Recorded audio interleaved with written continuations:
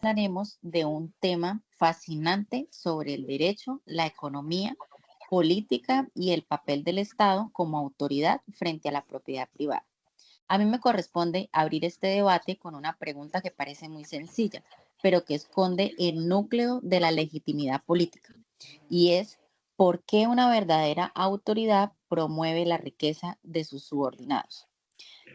Para entender esto y no enredarnos con palabras raras, vamos a ponerle sentido común, pensémoslo así.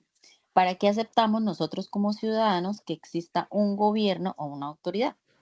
Pues para que nos cuide, nos dé orden y nos garantice seguridad. La idea de fondo es que esa autoridad proteja lo que es de cada quien, nuestras vidas, nuestra libertad y sobre todo nuestra propiedad privada, que al final es el fruto de nuestro esfuerzo y de nuestro trabajo. Entonces, una autoridad de verdad, una que sea legítima y que la gente respete de corazón, sabe perfectamente que su éxito depende de que a la gente le vaya bien. Si el pueblo prospera, toda la sociedad avanza y el mismo Estado se fortalece. No hay misterio en eso. Un pueblo empobrecido solo genera crisis, descontento y debilidad para la misma autoridad. En definitiva, una verdadera autoridad promueve la riqueza de sus subordinados porque entiende que su propia legitimidad y estabilidad dependen de la prosperidad de su pueblo.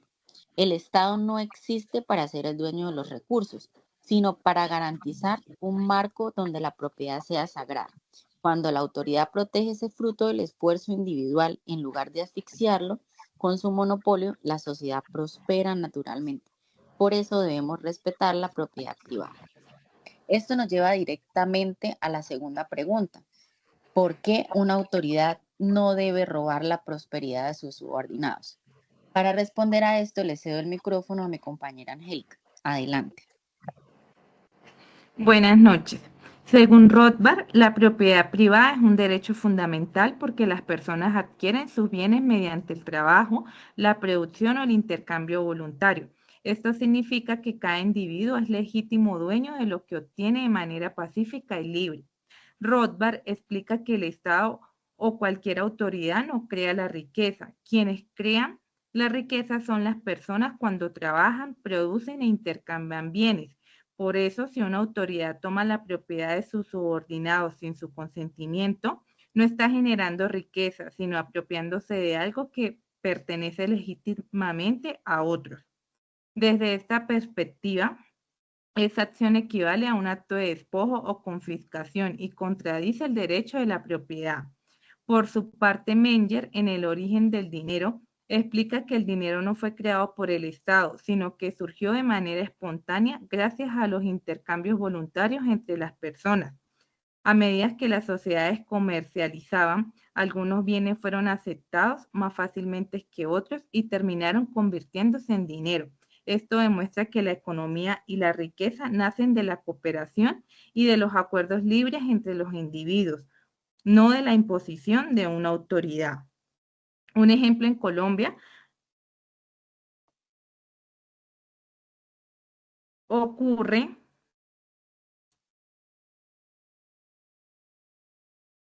cuando el Estado necesita terrenos para construir una carretera o un hospital. La ley permite la expropiación con una indemnización al propietario. Sin embargo, según Rothbard, esta acción sigue siendo problemática porque la propiedad debería transferirse únicamente mediante acuerdos voluntarios.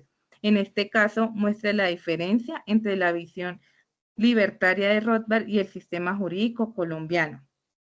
Ahora le cedo el micrófono a mi compañera Gabriela, quien les va a hablar de por qué el concepto de impuestos es problemático desde el punto de vista ético-económico. Gracias, Angélica. Bueno, el concepto de impuesto siempre va a estar ligado a una problemática desde la misma concepción del término impuesto, que implica que existe coerción del Estado hacia pagar algo. Y la coerción se da en una medida en que si no se paga, pues se tiene una serie de sanciones y de problemas con el Estado. Desde el punto de vista ético y económico, siempre va a haber esa tensión entre el interés colectivo y los derechos individuales. El interés colectivo, dado que el impuesto es la herramienta que tiene el gobierno para poder recaudar los recursos y hacer una inversión social. Y en cuanto a los derechos individuales, la atención es dada en el sentido de que las personas y las empresas que más generan riqueza son generalmente a quienes más se grava con una mayor tasa de tributación o con mayores impuestos.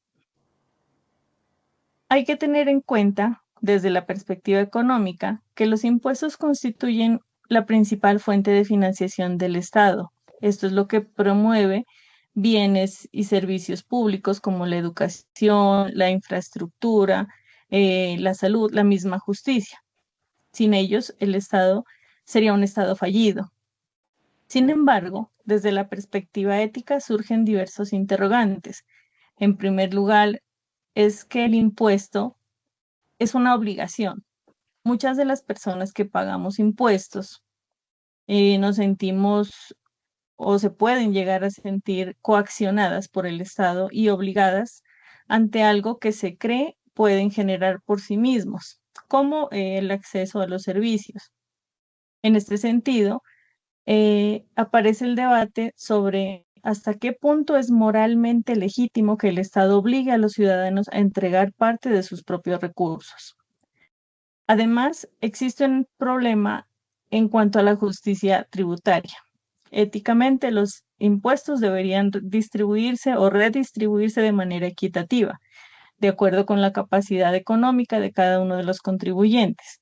Sin embargo, como les mencionaba anteriormente, este sistema favorece a ciertos sectores que hemos considerado como los menos favorecidos o las comunidades minoritarias a costa de imponer cargas desproporcionadas a otros, generando desigualdad, desconfianza, incluso incentivar la evasión fiscal. Desde la economía también existe una preocupación adicional. Los impuestos excesivamente altos pueden desincentivar la inversión, el ahorro, el emprendimiento, la generación de empleo y afectan el crecimiento económico.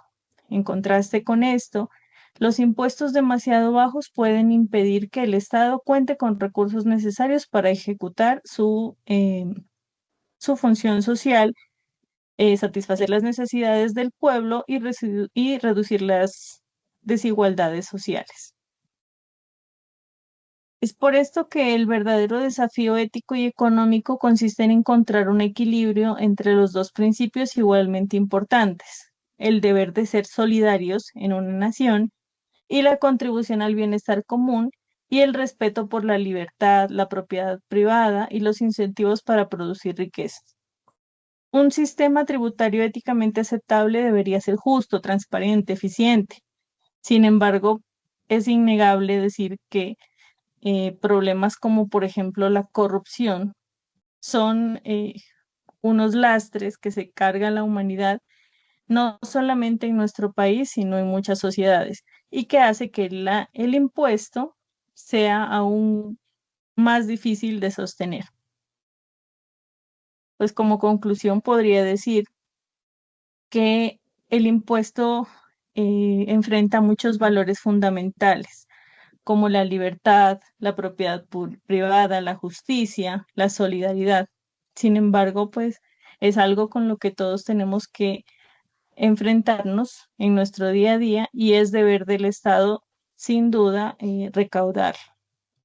Nos gustaría un poco que nuestro compañero Wilson en este momento nos hable de por qué cuando se habla de un contrato entre el Estado y los ciudadanos favorece más al Estado, se piensa que se favorece más al Estado que al mismo ciudadano. Bueno, desde el punto de vista de Rothbard y Menger, pensar que el contrato social favorece a los ciudadanos es una ilusión.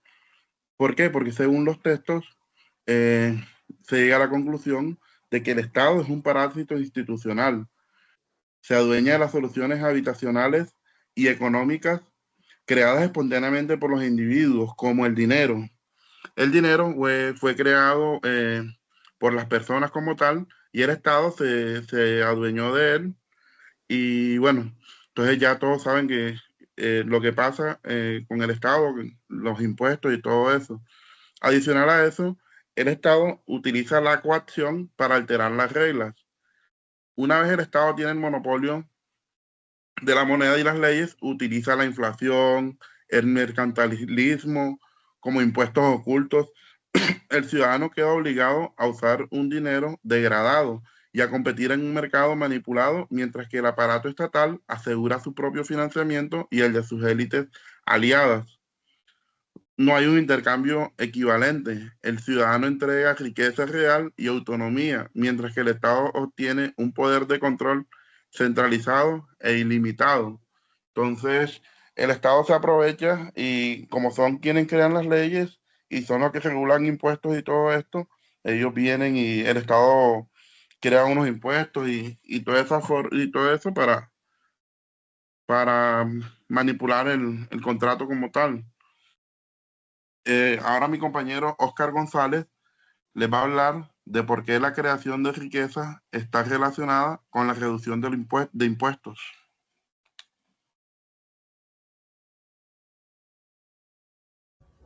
Bueno, buenas noches. El economista y filósofo jurídico Rothbard, bueno, él explica que el Estado opera mediante la coacción legal. Cuando el Estado cobra impuestos, jurídicamente está realizando una transferencia forzosa de propiedad. Le quita recursos a los productores de riqueza para entregarles a la burocracia estatal. Por tanto, hablar de reducir impuestos no es simplemente un debate contable. Es un debate de los impuestos legales del poder del Estado sobre tu propiedad. Rothbard lleva esto al extremo, tanto legal y moral. Cada impuesto es una agresión institucionalizada contra la propiedad.